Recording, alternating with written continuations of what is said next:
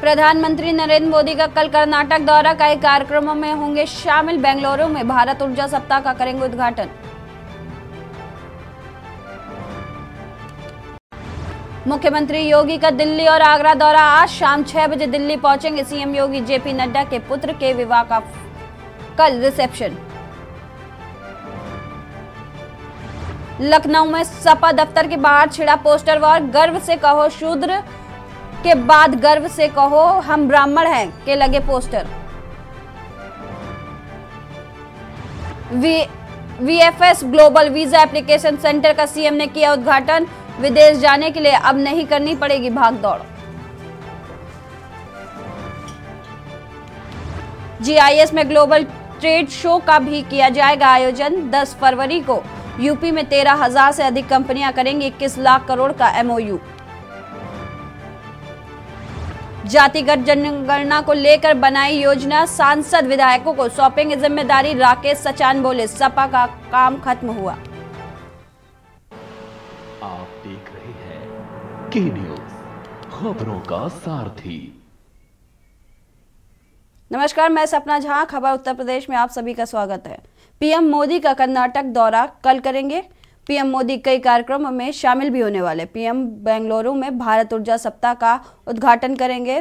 तुमकुरू में एचएएल के स्वदेशी हेलीकॉप्टर कारखाने का उद्घाटन भी करेंगे। खबर आपको बता रहे हैं, कल प्रधानमंत्री नरेंद्र मोदी अपने कर्नाटक दौरे पर जाने वाले हैं, जहां कई कार्यक्रमों में शामिल होंगे। पीएम बेंगलुरु में भारत ऊर्जा सप्ताह का उद्घाटन भी करने वाले हैं। आपको बता दें, एचएएल के स्वदेशी हेलीकॉप्टर कारखाने का करेंगे उद्घाटन।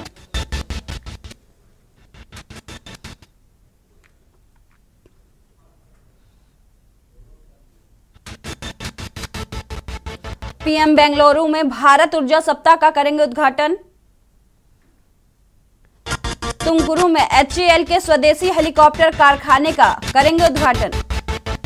पीएम मोदी का कर्नाटक दौरा कल। पीएम मोदी कई कार्यक्रमों में शामिल होने वाले हैं। पीएम बेंगलुरु में भारत ऊर्जा सप्ताह का करेंगे उद्घाटन। तुमकुरू में एचएएल के स्वदेशी हेलीकॉप्टर कारखाने का उद्घाटन। आपको बता दें, पीएम मोदी का कर्नाटक दौरा कल है।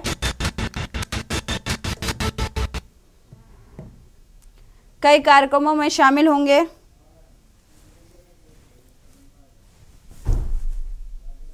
पीएम का कर्नाटक दौरा कल।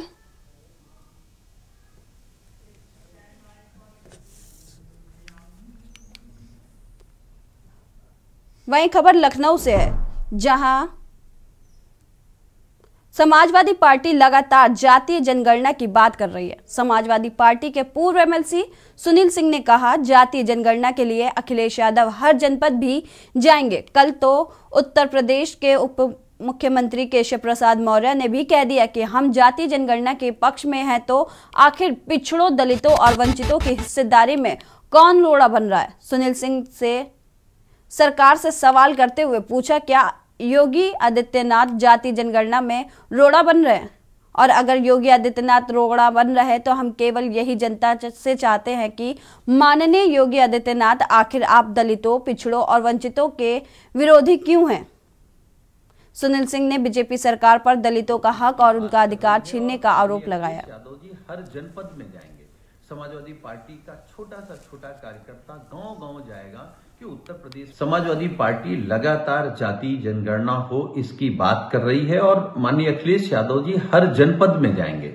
समाजवादी पार्टी का छोटा सा छोटा कार्यकर्ता गांव-गांव जाएगा कि उत्तर प्रदेश में जाति जनगणना हो। और कल तो उत्तर प्रदेश के डिप्टी सीएम केशव प्रसाद मौर्य ने भी कह दिया कि हम जाति जनगणना के पक्ष में हैं। तो आखिर पिछड़ों के अधिकार और हिस्सेदारी में कौन रोड़ा बन रहा है? क्या योगी आदित्यनाथ जी रोड़ा बन रहे हैं? और अगर रोड़ा बन रहे हैं तो हम केवल यही जानना चाहते हैं कि माननीय योगी जी, आप पिछड़े और दलितों के खिलाफ क्यों हैं? उनके अधिकार क्यों छीनना चाहते हैं? फतेहपुर में योगी सरकार के कैबिनेट मंत्री राकेश सचान ने समाजवादी पार्टी पर बड़ा हमला बोला है। उन्होंने कहा है कि सपा का सूपड़ा पहले ही साफ हो चुका था, अब सपा का काम खत्म हो चुका है। मोदी योगी के आगे किसी के आने की संभावना नहीं बची है। राकेश सचान ने कहा कि प्रदेश की जनता ने 37 साल बाद दोबारा पूर्ण बहुमत की बीजेपी की सरकार बनाकर यह संदेश दे दिया था कि लोगों को विकास चाहिए। राकेश सचान ने बताया कि विधानसभा चुनाव के पहले देख ले की धमकी देने वाले समाजवादी पार्टी को जनता ने सबक सिखा दिया। बता दें, कैबिनेट मंत्री राकेश सचान इन्वेस्टर्स समिट और समीक्षा बैठक में शामिल होने के लिए फतेहपुर जनपद में आए थे। राकेश सचान प्रभारी मंत्री बनने के बाद पहली बार जिले में आए हैं, जहां उन्होंने विकास कार्यों से जुड़ी हुई तमाम चीजों की समीक्षा भी की है। साथ ही उन्होंने कहा है कि सरकार की सुविधाओं और योजनाओं को जन जन तक पहुंचाना हमारी पहली प्राथमिकता है। इसी तरह से वहाँ पर भी बनाया जा सकता है हर गांव में। ये जरूरी विषय है, बहुत इसको अब आगे वो मिले तो कि जितनी गांव सभा उन्हें जगह सुरक्षित हो। देखिए, आज समीक्षा बैठक थी जिसमें सभी विकास के बिंदु पर बिंदुवार चर्चा हुई है और जिले में जो भी हमारी योजनाएं हैं और जो संचालन गांव गरीब कल्याण की योजनाएं जन जन तक पहुंचे, इसी की सबकी आज समीक्षा बैठक थी पूरे जिले में। हमारे माननीय विधायक कृष्णा पासवान, राजेंद्र जी, अभय सिंह जी और जिला अध्यक्ष, ये लोग रहे अपने अपने क्षेत्रों की जहाँ जो समस्याएं इन्होंने उठाई उस पर भी चर्चा हुई है। कल इन्वेस्टर समिट की बैठक है और फतेहपुर में लोग लगे हैं तैयारी से और बैठक में कुछ इंटरव्यू हुए हैं तो कल आपको सब बताए जाएंगे। और प्रयास है कि फतेहपुर में भी अच्छा इन्वेस्टमेंट हो। काफ़ी उत्सुक है क्योंकि लैंड बैंक यहाँ पर अच्छी है, नेशनल हाईवे है आपका, 6 लेन के किनारे है, बिजली है 24 घंटे और ट्रेन की भी सुविधा है। इधर इलाहाबाद कानपुर के बीच का ये शहर है, तो इन्वेस्टमेंट होगा और प्रयास किया जाएगा कि बड़ी इंडस्ट्री भी यहाँ पर आए। खबर लखनऊ से। ग्लोबल इन्वेस्टर समिट को लेकर की जा रही तैयारियों के संबंध में वृंदावन स्थित पार्किंग स्थलों का मंडलायुक्त डॉक्टर रोशन जैकब ने आकस्मिक निरीक्षण किया। निरीक्षण के दौरान जिलाधिकारी लखनऊ सूर्यपाल गंगवार, मुख्य विकास अधिकारी रिया केजरीवाल, नगर निगम आवास एवं विकास परिषद, लोक निर्माण, ऊर्जा, जिला प्रशासन सहित संबंधित विभागों के अफसर मौजूद रहे।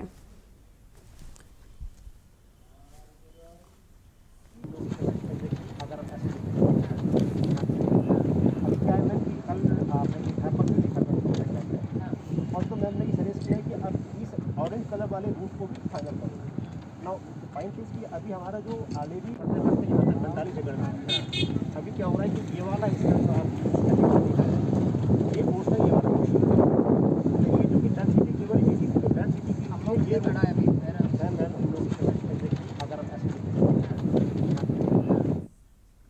खबर कानपुर से। केंद्र सरकार द्वारा प्रस्तुत 2023 का बजट देश के लोगों को बहुमुखी विकास की राह पर ले जाने के साथ कानपुर से जुड़े की IC 650 कर्मचारियों के लिए संजीवनी साबित हुआ है। ये जानकारी कैंप कार्यालय में आयोजित प्रेस वार्ता में सांसद सत्यदेव पचौरी ने कही। उन्होंने बताया कि बीते 2.5 दशक से परिवार के जीविकोपार्जन के लिए प्रयासरत की BIC की लाल इमली मिल में सेवारत 650 कर्मचारियों को बीते 43 माह से बकाया वेतन का भुगतान एकमुश्त किए जाने का प्रावधान वर्तमान केंद्रीय बजट 2023 में किया गया है। सांसद पचौरी ने बताया कि इस बजट में इन सभी कर्मचारियों के बकाया वेतन के भुगतान के लिए 102 करोड़ रुपए दिए जाने की घोषणा की गई है। इस बजट के पास होने के साथ ही भुगतान की प्रक्रिया आरंभ हो जाएगी। लंबे समय से बकाया धनराशि का भुगतान पिछली सरकार द्वारा आंशिक रूप से ही किया गया था, लेकिन इस सरकार में यह पहला अवसर है कि जब अमृतकाल के पहले बजट इस बार से सभी कर्मचारियों का एक मुश्त बकाया वेतन भुगतान किया जा रहा है। बड़े प्रोजेक्ट 2023 में कानपुर में शुरू हुआ है। रामादीदी गोल जा रहा है एलिवेटेड।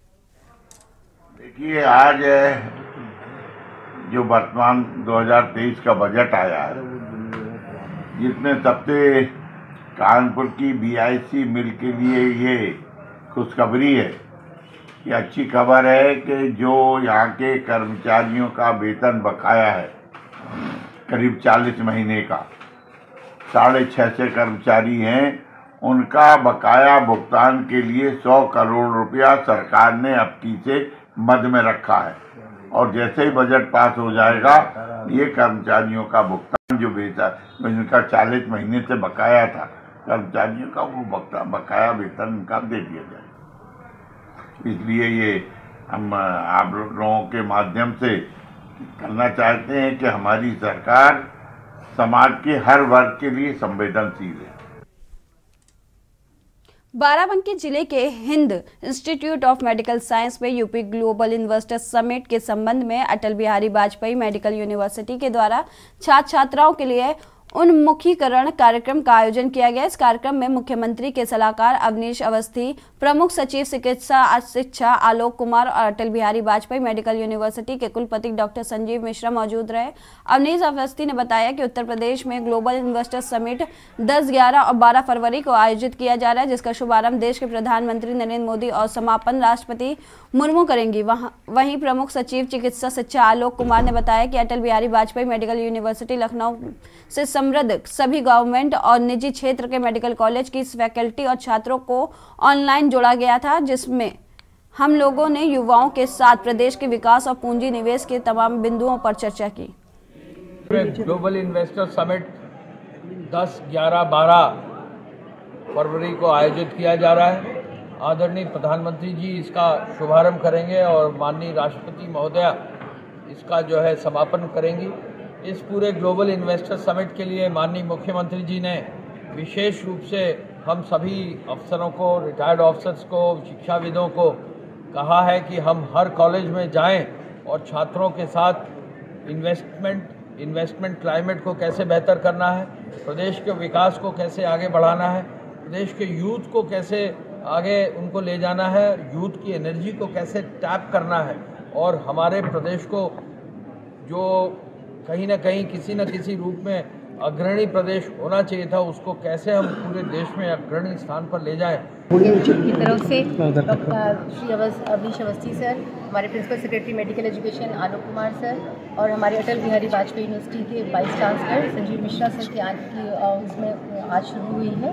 और इसमें इन्होंने आज जो हमारे पैरामेडिकल मेडिकल बच्चे जो पढ़ के निकलते हैं और जो रोज़गार के पीछे पीछे भागते रहते हैं, आज इन्होंने इतनी इंसेंटिव योजनाएं बताई हैं कि वो बच्चे, मेरे को लगता है कि ऐसा नहीं आज वो एम्प्लॉय ना बन करके एम्प्लॉयर बनने की कोशिश करेंगे और नया एक रोज़गार जनरेट करेंगे, जिससे कि हमारे उत्तर प्रदेश के काफ़ी लोगों को एम्प्लॉयमेंट मिलेगा।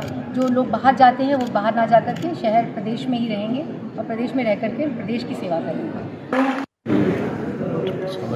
मेडिकल कॉलेजेस की संख्या दोगुनी हो गई है, नर्सिंग कॉलेजेस की संख्या दोगुनी हो गई है और अगले 5 सालों में मुझे ऐसा लगता है कि हम 3 गुने लेवल पर पहुँच जाएंगे। अब समय आ गया है कि हम जो टेक्निक्स, मतलब जो नई तकनीक है उसका प्रयोग करके उत्तर प्रदेश को इसमें निवेश लाए, जिससे इसमें पैसा है इस सेक्टर में। और उसके लिए हम लोगों ने 3 क्षेत्र आइडेंटिफाई किए हैं। एक क्लिनिकल रिसर्च जो नए दवाओं की टेस्टिंग होती है, दूसरा आर्टिफिशियल इंटेलिजेंस जिसमें कि कंप्यूटर की मदद से बेटर सर्विस डिलीवरी कैसे हो, और तीसरा मेडिकल ट्रांसक्रिप्शन, और चौथा जो है वो हेल्थ इंश्योरेंस में हम कैसे अपने बच्चों को जोड़ सकते हैं, उनके रोजगार के लिए भी और उनके व्यापार के लिए भी, दोनों। समिट 10, 11, 12 फरवरी को की और इसकी अवेयरनेस क्रिएट करने में, क्योंकि जो यूथ है जब तक वो अवेयर नहीं होगा कि इन्वेस्टमेंट क्या है, इन्वेस्टमेंट से उनका फ्यूचर लिंक्ड है, फ्यूचर में उनकी एम्प्लॉयबिलिटी और वो अपने खुद लीडर बने और लोगों को एम्प्लॉयबिलिटी दें और एम्प्लॉय ना बने पर खुद जिसको कहते हैं एंटरप्रेन्योर या लीडर बने। इससे अवेयरनेस बढ़ती है और बहुत से यूथ इससे इंस्पायर होंगे कि आगे चल के कैसे प्रदेश में खुद वो एक लीडर और एक अच्छी हेल्थ सर्विसेज कैसे प्रोवाइड कर सकें। इस अवेयरनेस जो क्रिएट करी गई है इससे बहुत फ़र्क पड़ेगा। खबरों की ओर, खबर गोरखपुर से। बीआरडी मेडिकल कॉलेज के ट्रॉमा सेंटर के पीओपी सर्जरी वार्ड में भर्ती महिला को देखने आए दिव्यांग तीमारदार पति पत्नी को जूनियर डॉक्टरों ने बेरहमी से पीट दिया। इस मामले में उच्च अधिकारियों की जांच के बाद केस दर्ज कर लिया गया। देवरिया जिले के मदनपुर निवासी शैल देवी को बीआरडी मेडिकल कॉलेज के ट्रॉमा सेंटर के पीओपी वार्ड के सर्जरी विभाग में भर्ती कराया गया था, जहां उनके पेट का ऑपरेशन हुआ था। शुक्रवार दोपहर मरीज शैला देवी का भतीजा अजय अपनी पत्नी सुनीता के साथ उन्हें देखने आए थे। अजय दवा इलाज के बारे में डॉक्टरों से पूछने लगे। इसी बात से नाराज होकर जूनियर डॉक्टरों ने गाली गलौज करते हुए जूनियर डॉक्टरों ने पति पत्नी दोनों को पीटा। मोबाइल से वीडियो बनाने पर मोबाइल छीन लिया और जमकर पीटा। मौके पर पहुंची पुलिस से भी मारपीट की गई। मामले में बीआरडी के 5 जूनियर डॉक्टरों के खिलाफ केस दर्ज कर लिया गया है। बना चुकी हूँ, बना भी नहीं। अच्छा, क्यों, किस लिए आपको मारे? सर मैं अपने पेशेंट के लिए बोले घाव हो गया, मतलब सर इंजेक्शन वगैरह लग सकता है इसमें, मतलब इंजेक्शन सूखने के लिए मेरे को कॉलर पकड़ के ले गए। बोलते ये क्या दिख रहा है, तू अंधा है, डॉक्टर बनेगा तू, ये कर, मतलब सर बदतमीजी मत करिए सर, मैं बस पूछा हूँ सर, सॉरी सर उसके लिए बोलता अब लगेगा आता था भाई गाला पड़ और गाली गलौज इसको भी गाली गलौज दिया मेरे वाइफ को। सर उसके बाद मैं क्या किया कि अपना मोबाइल निकाला, वीडियो बनाने लगा। गाजियाबाद के साहिबाबाद थाना क्षेत्र में दिसंबर में 5 वर्षीय मासूम बच्ची का अपहरण कर दुष्कर्म के बाद हत्या करने वाले आरोपी को गाजियाबाद की पॉक्सो कोर्ट ने शुक्रवार को दोषी करार दिया था। विशेष लोक अभियोजक संजीव बकरावा ने बताया कि कोर्ट ने आरोपी सोनू को फांसी की सजा सुनाई है। इस मामले में कोर्ट में कुल 15 गवाह पेश किए गए थे। कोर्ट ने 64 दिन में मामले में सजा सुना दी है। मामला गाजियाबाद के साहिबाबाद थाना क्षेत्र का है। 1 दिसंबर को यहां से 5 साल की बच्ची लापता हो गई थी, जिसके बाद उसके परिजनों ने उसकी काफी तलाश की, लेकिन वह नहीं मिली। पास के जंगल में तलाश के दौरान 2 दिसंबर को बच्ची की लाश मिली। जब उसकी लाश को पोस्टमार्टम के लिए भेजा गया तो दुष्कर्म का खुलासा हुआ। 15 टीमों के अथक प्रयास से 200 से अधिक सीसीटीवी फुटेज के आधार पर आरोपी की पहचान की गई और उसके स्केच के आधार पर उसे गिरफ्तार किया गया।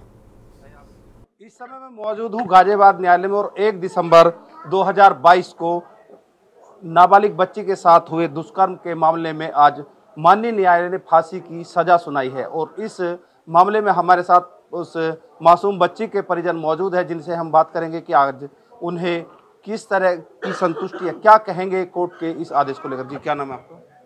राखी। क्या कहेंगे, आज फांसी की सजा सुनाई गई है कोर्ट के द्वारा, तो क्या कहेंगे आप? बस हमें खुशी है, मेरे बच्चे को न्याय मिल गया। तो बस अब इंतजार है कि कब फांसी हो जाए। बस इस बच्ची के पिता भी हमारे साथ मौजूद। भैया, क्या नाम है आपका? मेरा नाम राम जी है। राम, क्या कहेंगे, आज कितने संतुष्ट हैं आप न्याय प्रणाली को लेकर? न्याय प्रणाली, पुलिस प्रशासन का बहुत बहुत धन्यवाद है और वकील साहब का भी बहुत बहुत, जज साहब का भी धन्यवाद बहुत बहुत। बस हमें इंतजार रहेगा कि जिस दिन उसे फांसी होगी, जिस दिन जैसे हम रोते बिलखते रहे हैं अभी और भी रोते रहेंगे, जब तक उसे फांसी नहीं होती तब तक और रोते रहेंगे। जिस दिन वो फांसी पे लटकेगा ना, उसी दिन हमें तसल्ली मिलेगी। अब हालांकि जो आरोप, आपको क्या लगता है कि कब तक, मतलब किस तरह के, कितने संतुष्ट हैं और क्या संदेश आप इस चैनल के माध्यम से देना चाहते हैं? सर मैं तो यही सोचता हूँ कि जितनी जल्दी हो सके फांसी, उसे जैसे मैं रोता बिलखता रहूँ, जैसे उसका भी परिवार रोता बिलखता रहे। तो कहीं ना कहीं अब परिवार पूरी तरह से संतुष्ट है। और गाजियाबाद पुलिस की बात करें तो कहीं ना कहीं जिस तरह गाजियाबाद पुलिस ने इस मामले में तमाम जो तथ्य थे माननीय न्यायालय के सामने रखे और अब आरोपी को फांसी की सजा हुई है, तो कहीं ना कहीं जो पीड़ित परिवार है सुकून में नजर आ रहा है। जयबीर मावी, के न्यूज गाजियाबाद। बैराज में 9 स्थानों पर मुख्यमंत्री सामूहिक विवाह कार्यक्रम का आयोजन किया गया। जिले के शहरी क्षेत्र में नगर पालिका के प्रांगण में किया गया, जिसमें 161 जोड़ों ने सामूहिक विवाह में हिस्सा लेकर विवाह किया। हिंदू व मुस्लिम रीति रिवाजों के साथ विवाह संपन्न कराया गया। साथ ही साथ सामूहिक विवाह का प्रमाण पत्र वितरण किया गया। इस कार्यक्रम में मुख्य अतिथि के रूप में भाजपा नगर विधायक अनुपमा जायसवाल ने कहा, योगी सरकार द्वारा सामूहिक विवाह कार्यक्रम कराया जा रहा है, जिसमें हिंदू और मुसलमान सबको बराबरी का दर्जा दिया जा रहा है। जहां हिंदू बेटियों का विवाह राजा महाराजाओं की तरह हो रहा है, तो वहीं मुस्लिम बेटियों के विवाह में भी कोई कमी नहीं रखी गई। देखिए, आज यहाँ नगर पालिका परिसर में नगर पालिका से 161 जोड़ों का विवाह यहाँ पे संपन्न किया जा रहा है। फिलहाल खबरों में इतना ही। देखते रहिए के न्यूज़।